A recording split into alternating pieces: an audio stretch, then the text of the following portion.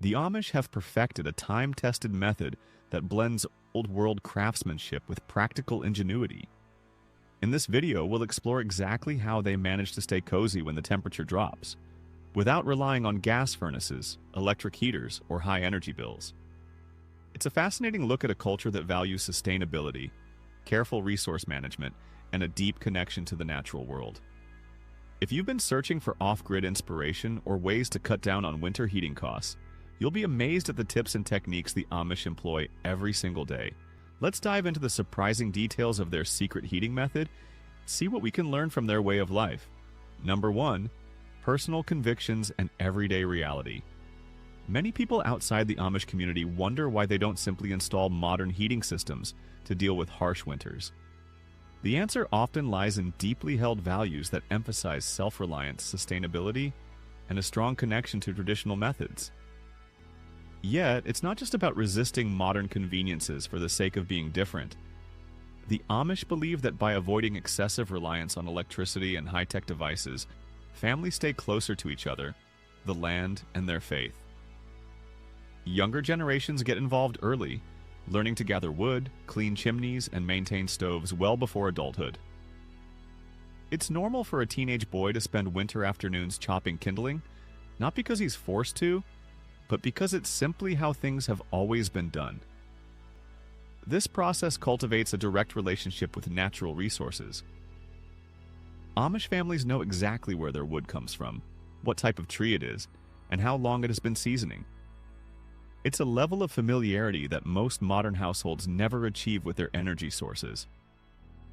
Many non-Amish off-grid enthusiasts look at these practices with admiration, but they might forget just how intentional the Amish are about blending faith and practicality. While there are strict guidelines in each district, called the Ordnung, these rules often leave some room for adaptation. In colder climates, for instance, the local bishop may permit certain modifications that help families survive brutal winters without violating core principles. That might include more substantial insulation or limited use of propane heaters for older community members who can't tend a wood fire through the night. This creates subtle differences from one Amish settlement to another. People assume that Amish is one homogeneous group, but in reality, each district has unique standards based on their leadership and environment. Beneath that variety, however, is a shared mindset about staying true to what they see as spiritually grounded choices.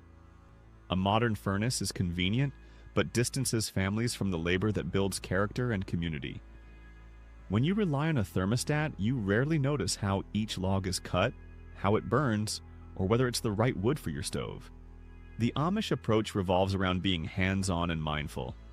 If you heat your home from the land you live on, there's a sense of accountability and gratitude that fosters respect for nature. Rather than feeling at the mercy of electric bills, Amish families become stewards of their own energy sources. This self-sufficiency is part of why people worldwide find their methods so fascinating. They have discovered a system that blends old-world tradition with modern adaptability, all while staying deeply grounded in their spiritual convictions. Number 2. Reinventing the wood stove. The classic cast-iron stove is more than just an antique in Amish homes. It's a sophisticated piece of equipment carefully chosen to maximize heat while minimizing waste. But what many people don't realize is how some Amish craftsmen have quietly updated certain features to enhance efficiency. For instance, the stove might incorporate a layered fire brick interior to hold heat longer, or a carefully designed baffle system that forces hot air to circulate in specific pathways. Even though they might not plug in an electronic blower, they understand the physics of airflow. Air inlets are placed precisely so that the fire burns hotter while using less wood. This balancing act ensures the living space stays warm without constantly stoking the fire. In some districts, skilled Amish stove builders weld or forge custom parts that modify airflow channels. While they're still using old-fashioned metalworking methods, their attention to detail rivals that of any modern workshop. They also pay close attention to the stove's placement in the home. It often sits in a central location, allowing radiant heat to spread naturally throughout the living areas. Further, many stoves are multi-purpose. Families cook, bake, and heat water on them, converting what would be wasted heat in a typical modern oven into a valuable resource. Baking bread or roasting vegetables becomes more than just a culinary task. It's also part of the family's heating routine. When people watch Amish documentaries, they sometimes see a simple black box in the middle of the room and assume that's the whole story. But a deeper look reveals the effort put into crafting and maintaining these stoves. There's a rhythm to feeding the fire, adjusting the vents, and cleaning the ash that becomes second nature over time. The lack of computerized controls doesn't mean a lack of ingenuity. It's simply a preference for mechanical simplicity that anyone can master. If a part breaks, there's a local blacksmith who can fix it without ordering a replacement from a faraway manufacturer. This local self-reliance creates a strong sense of security. Even during power outages or extreme weather events, an Amish home remains warm and functional. If anything, these stoves prove that tradition can serve as a blueprint for sustainable living, showing us that older methods, when refined by skill and observation, can stand up to modern challenges just as well as advanced technology. Number 3. Hidden techniques for heat retention. Beyond the stove itself, there are lesser-known techniques Amish families use to hold on to every bit of heat they generate. Many homes feature thick interior walls built from layers of wood or plaster, which might seem outdated but actually act as excellent insulators. Some families utilize air pockets within these walls to create a buffer against the cold outside. This approach doesn't require the newest synthetic insulation materials. It just needs careful planning. In certain cases, they do make use of eco-friendly insulation like sheep's wool, straw bales, or even ground-up newspaper, if their community rules allow it. These natural resources are often more breathable than modern foam boards and can be replaced or disposed of without harming the environment. Another hidden gem is the strategic use of interior doors and curtains. Some Amish houses have large quilted curtains that can be drawn to section off areas not in use. For instance, during the night, families might close off the formal dining area or a seldom-used parlor to concentrate heat where people actually sleep.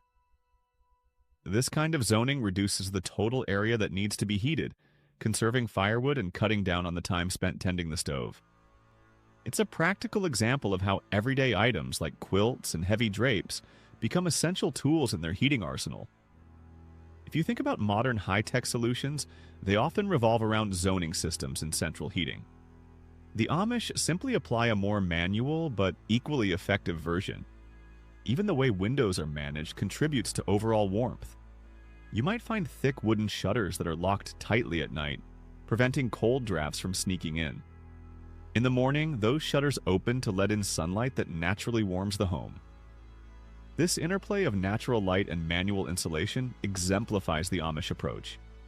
It's neither primitive nor strictly modern. It's purposeful, resourceful, and tuned to the rhythms of each day. The principle is straightforward.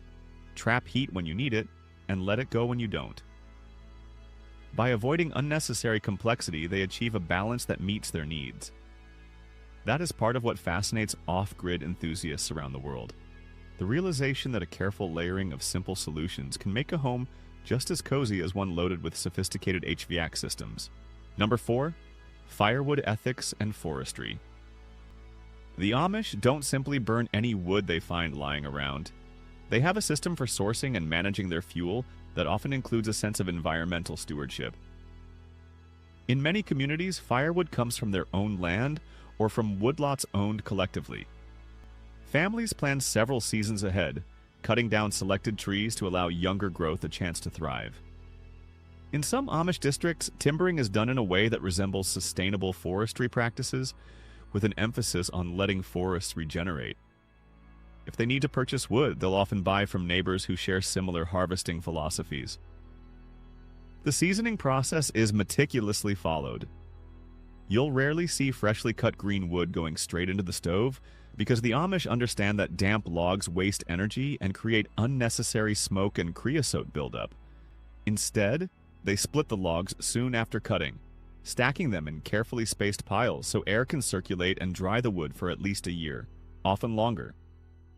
These wood piles are sometimes sheltered with simple roofs, made of tin or even leftover lumber, ensuring the logs remain dry through rain and snow. Families might own multiple wood piles, each marked with the year the logs were cut, ensuring a well-organized rotation.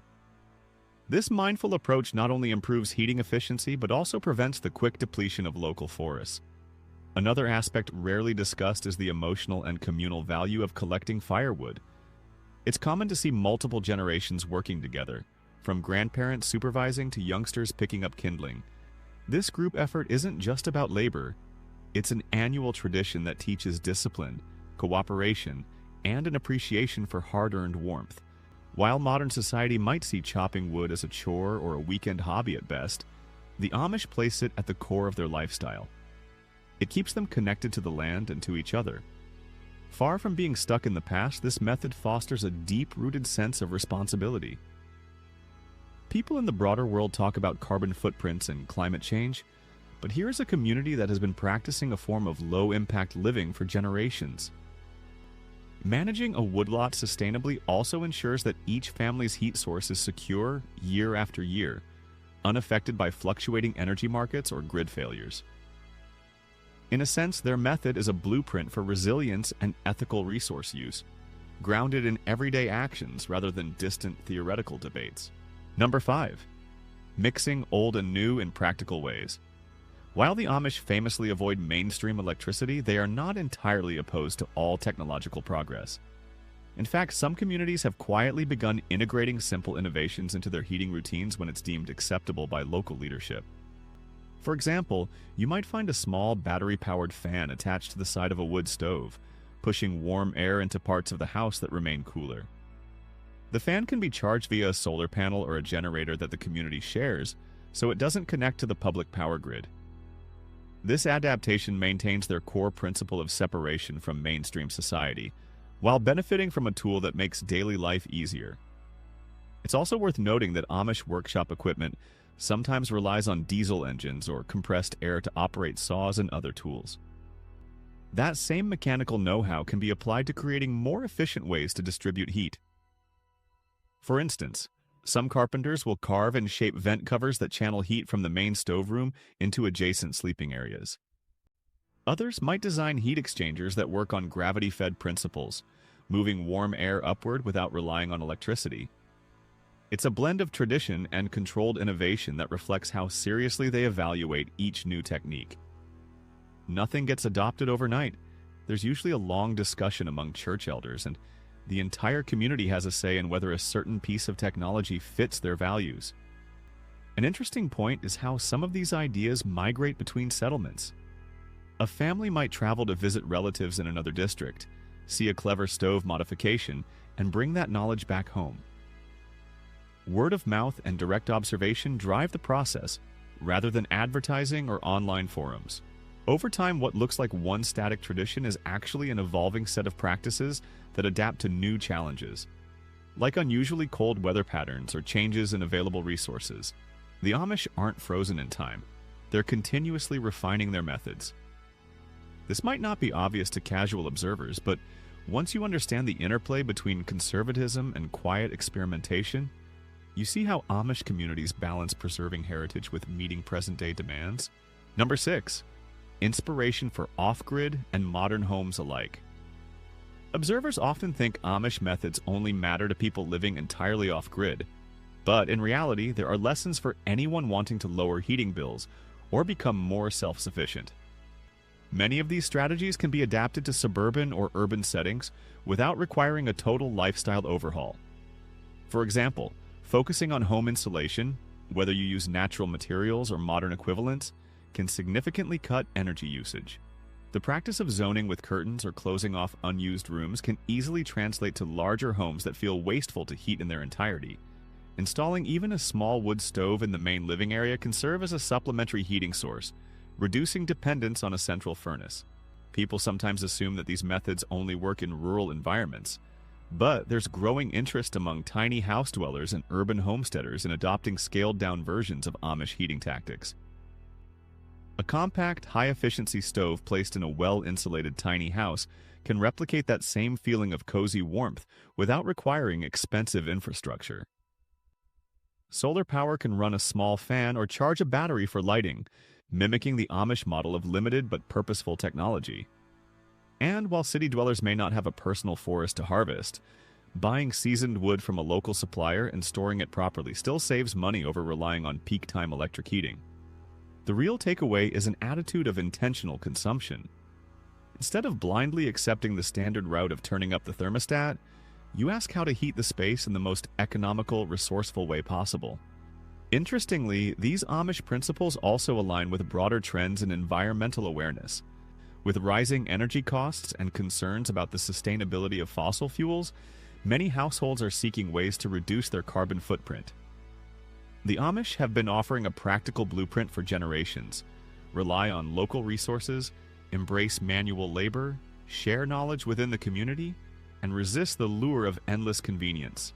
They illustrate that it's possible to stay warm and comfortable while maintaining a meaningful relationship with the energy you use.